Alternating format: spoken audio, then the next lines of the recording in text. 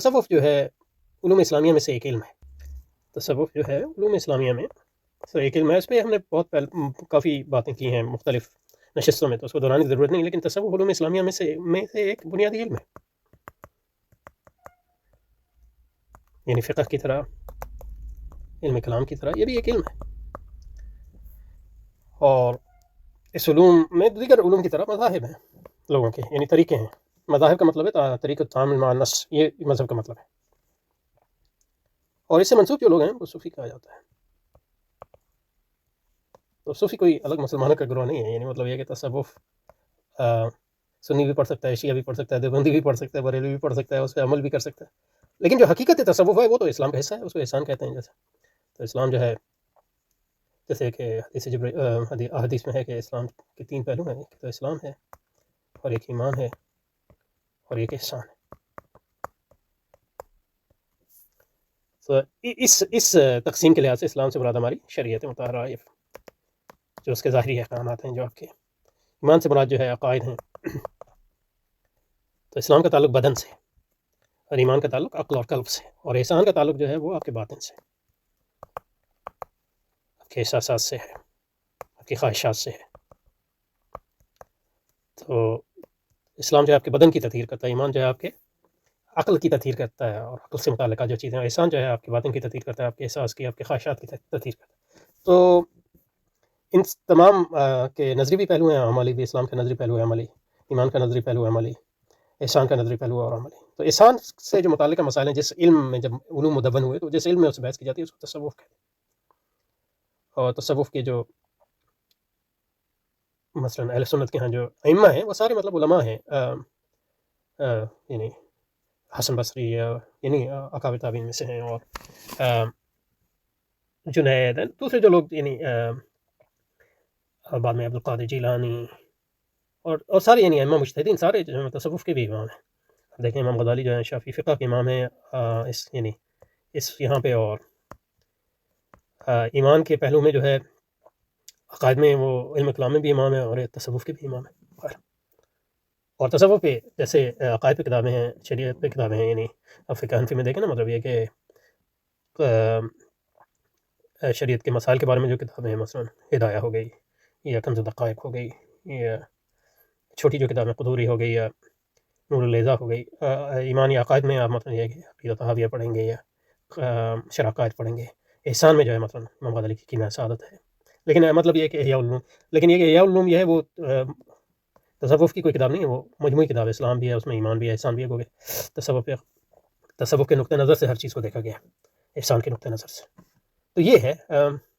تو حضرت کو اس طرح کہنا چاہیے تھا. لیکن اب جس طرح جو ہے مطلب علوم اسلامیہ تینوں، یعنی اسلام شریعت کے بھی فلسفیانہ پہلو ہیں، عقائد کی یعنی شریعت کے جو فلسفیانہ پہلو ہیں اس میں یعنی مقاصد شریعت آ جاتا ہے، اور شریعت کی حکمتیں آ جاتی ہیں، جس پہ مطلب یہ ہے کہ امام غزالی، شاہ ولی اللہ اور دوسرے امام جیسے مطلب یہ کہ صاحب موافقات شاطبی وغیرہ نے کام کیا. عقائد میں بھی مطلب یہ کہ فلسفیانہ جو بحثیں آ جاتی ہیں وہ علم کلام بن جاتا ہے. اور اسی طرح احسان میں جو فلسفیانہ بحثیں آتی ہیں وہ فلسفیانہ تصوف یا علم المکاشفہ وغیرہ میں آتی ہیں.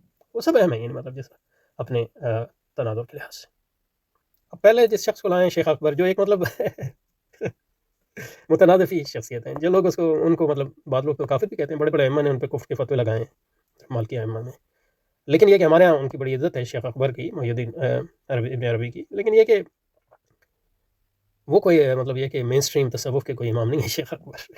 تو مطلب ہمارے جو تصوف کے 4 سلسلے ہیں، قادریہ، چشتیہ، سہروردیہ، اور اللہ بلک ایک چوتھا کون سا ہے، نقشبندیہ.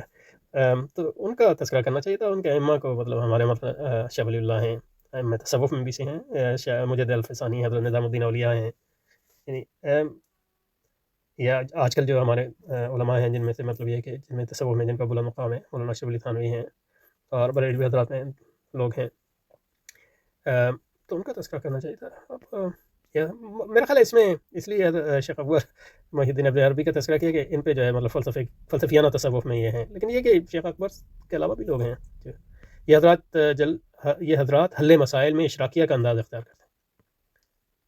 تمام صوفی نہیں.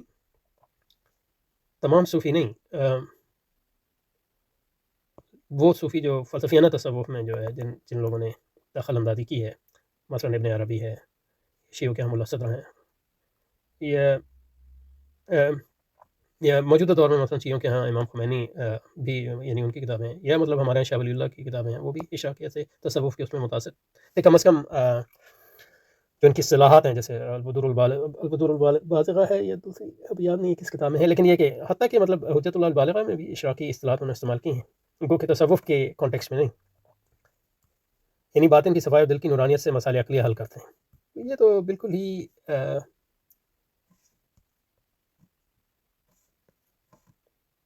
مسائل عقلیہ حل کرتے ہیں، کیا مطلب ہے؟ ایک مطلب اس میں یہ ہو سکتا ہے کہ جیسے کہ امام غزالی نے فرمایا حکیم سعادت میں، اور دوسرے میں تصوف نے بھی فرمایا کہ عقلی اصل جو بنیاد ہے وہ قلب ہے،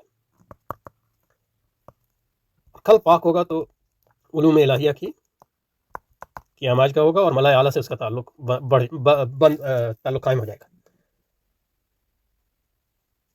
اور اگر قلب ناپاک ہے تو شیطانی عالم سے اس کا تعلق ہوگا۔ اسی طرح جو ہے آپ کی عقل ہمیشہ قلب کے تابع ہوتی ہے۔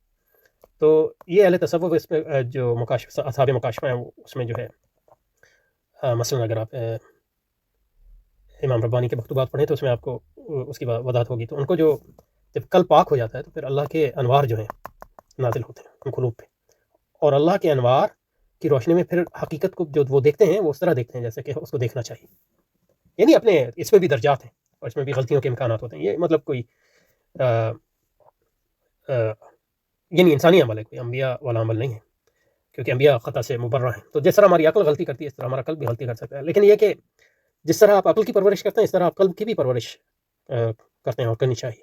تو جو لوگ اس قلب کی پرورش پہ زور دیتے ہیں تاکہ انوار الہیہ اس پہ نازل ہوں، اس کے نتیجے میں وہ ملائے اعلیٰ کا مشاہدہ کر سکیں اور یقین اور ایمان میں اضافہ کر سکیں، اور اس یقینی اور انوار کی روشنی میں جو ہے تمام کائنات کو اثر نو سمجھیں، اور جو آپ کے ارد گرد ہوں ان انوار سے محظوظ ہوں یا ان انوار سے مستفید ہوں، تو یہ جو ہے فلسفیانہ تصوف، حقیقی فلسفیانہ تصوف جس کو آپ کہیں گے، یا علم مکاشفہ جس کو امام غزالی کہتے ہیں، اس کا بنیادی مقصد یہ اہم علوم اسلامیہ میں سے ایک علم ہے، لیکن اس میں ظاہر غلطی کے بڑے امکانات ہوتے ہیں، کیونکہ اس میں شیطان کا بھی دخل ہو سکتا ہے، آپ کے نفس کا بھی دخل ہو سکتا ہے، تو اس لیے ہمیشہ اس عمل کو شریعت کے تابع ہونا چاہیے، اور جو لوگ اس کو شریعت کے تابع نہیں رکھ سکے تو ان سے بڑی غلطی ہوئی، جیسے محی الدین عربی وغیرہ سے۔ تو اب جس طرح انہوں نے متکلمین کا تعارف کروایا تھا، دو ان میں چن لیا تھا، امام غزالی اور امام رازی، یہاں تصوف میں انہوں نے، کیونکہ وہ فلسفیانہ تصوف کی بات کر رہے ہیں، محی الدین عربی تعین